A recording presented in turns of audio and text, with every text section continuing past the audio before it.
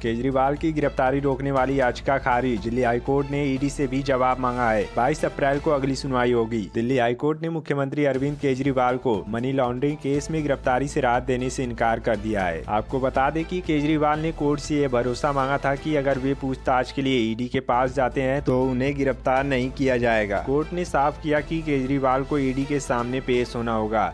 उनकी गिरफ्तारी पर रोक नहीं है। चुनाव आयोग का केंद्र को निर्देश, विकसित भारत मैसेज रोकें। चुनाव आयोग ने गुरुवार को तकनीकी और सूचना प्रौद्योगिकी मंत्रालय को व्हाट्सएप पर भेजे जा रहे विकसित भारत मैसेज तुरंत रोकने का निर्देश दिया है। आयोग को शिकायत मिली थी कि लोकसभा चुनाव की तारीखों की घोषणा और आचार संहिता लागू होने के बावजूद सरकार की योजनाएं बताने वाले मैसेज आम लोगों तक भेजे जा रहे हैं और मंत्रालय ने आयोग को सफेद झूठ बोलते हुए जवाब में कहा कि ये मैसेज आचार संहिता लागू होने से पहले भेजे गए थे, लेकिन ये सिस्टम और नेटवर्क इशू की वजह से देर से पहुंचे। बैंक खाते फ्रीज करने के खिलाफ कांग्रेस की प्रेस कॉन्फ्रेंस। राहुल बोले आईटी एक्शन नियमों के खिलाफ और खड़गे ने कहा ईडी, आईटी और अन्य स्वतंत्र संस्थाओं पर किसी का नियंत्रण नहीं होना चाहिए। ये नहीं कि जो सत्ता में है संसाधनों पर उसकी मोनोपाली हो और देश की संस्थाओं पर प्रत्यक्ष या परोक्ष रूप से उसका नियंत्रण हो। सुप्रीम कोर्ट का चुनाव आयुक्तों की नियुक्ति पर रोक से इनकार। सुप्रीम कोर्ट ने कहा चुनाव नजदीक है, नए कानून पर रोक लगाई तो सिस्टम बिखर जाएगा। सुप्रीम कोर्ट ने 2 नए चुनाव आयुक्तों ज्ञानेश कुमार और सुखबीर सिंह की नियुक्ति पर रोक लगाने वाली याचिका को गुरुवार को खारिज कर दी। एल्विस की सीडीआर से खुली रेव पार्टी की डील, फोन पर दोस्तों को बताई डिमांड, वहां से मीडिएटर, फिर अंत में सांप, वेनम और सपेरो का होता था इंतजार। एल्विस यादव केस में पुलिस ने जिन 2 आरोपियों विनय और ईश्वर को गिरफ्तार किया उसमें से विनय एल्विस का दोस्त है और दूसरा ईश्वर मीडिएटर है। यही मीडिएटर ही रेव पार्टी में सांप, वेनम और नशे के सामान का इंतजाम कराता था। पुलिस को ये लीड एल्विस की सीडीआर से मिली। एल्विस ने कई बार विनय से बातचीत भी की है। अब से राजस्थान बिजली विभाग के दफ्तरों में अधिकारी कर्मचारी जींस टी शर्ट पहनकर नहीं आ सकेंगे। इसे लेकर राजस्थान राज्य विद्युत प्रसारण निगम लिमिटेड के सचिव आनंदी लाल वैष्णव की ओर से लिखित आदेश जारी कर दिया गया है। यह नया नियम राजस्थान बिजली विभाग के दफ्तरों में लागू होने जा रहा है। सोना पहली बार 67,000 पर पहुंचा। इस महीने अब तक 4,000 रूपए से ज्यादा महंगा हुआ। चांदी भी 75,448 रूपए पर पहुंची। आज 10 ग्राम सोना 1,279 रूपए बढ़कर 66,968 रूपए पर पहुंच गया है। वहीं आज चांदी में भी शानदार तेजी आई है। यह 1,562 रूपए महंगी होकर 75,448 रूपए प्रति किलोग्राम पर पहुंच गई है। सीजीआई बोले सुप्रीम कोर्ट की अनदेखी कर रहे तमिलनाडु गवर्नर। जब कोर्ट ने सजा पर रोक लगा दी तो डीएमके नेता को मंत्री बनाना असंवैधानिक कैसे? सुप्रीम कोर्ट ने गुरुवार को डीएमके नेता पोनमुडी को दोबारा मंत्रिमंडल में शामिल न किए जाने पर तमिलनाडु के गवर्नर आर.एन. रवि को फटकार लगाई। एसबीआई ने इलेक्टोरल बॉन्ड की पूरी डिटेल ईसी को सौंपी। डेडलाइन से 1.5 घंटे पहले एसबीआई ने इसकी जानकारी दी। एसबीआई ने कहा कि नई जानकारी में बॉन्ड्स के सीरियल नंबर भी शामिल है। पिछली बार इनकी जानकारी नहीं होने पर सुप्रीम कोर्ट ने एसबीआई के चेयरमैन को फटकार लगाई थी।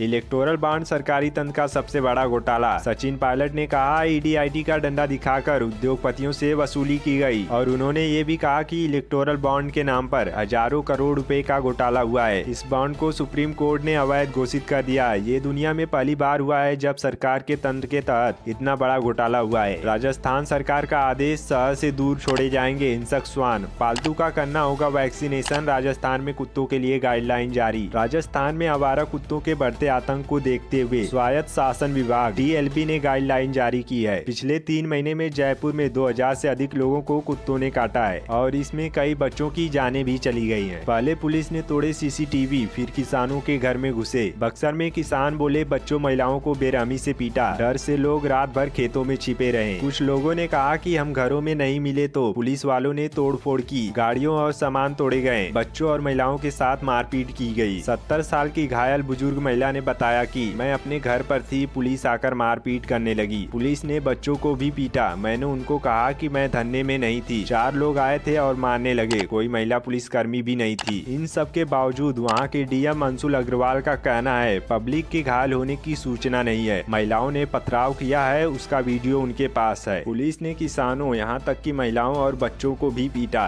इन सब के बावजूद भी डीएम कहते हैं कि पब्लिक के घायल होने की सूचना नहीं है। दोस्तों, आप लोग देख सकते हैं इन किसानों के साथ कितना बड़ा अन्याय किया जा रहा है। इस पर आपका क्या विचार है, हमें कमेंट में जरूर बताइए। थर्मल पावर प्लांट परिसर को प्रदर्शनकारियों से खाली करा दिया गया है। इसके साथ ही पुलिस बल की तैनाती की गई है ताकि प्रदर्शनकारी दोबारा न पहुंचे।